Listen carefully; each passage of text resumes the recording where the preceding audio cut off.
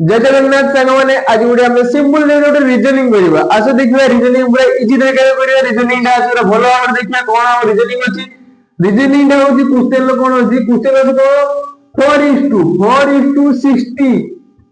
4:60:5 our answer केते हम are option कौन अच्छी ऑप्शन ए रो कौन 125 से बी रो कौन 260 सी रे कौन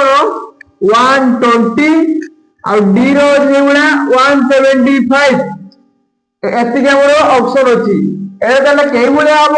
4:60 अच्छी 4:60 केमती करवा और 5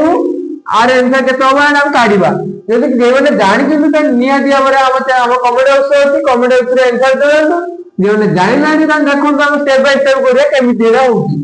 कौन करवा 4:60 कई भाया 4:60 कौन हम एटा 4 अच्छी मैंने 4 क्यू करदे 4 क्यू करदे के 64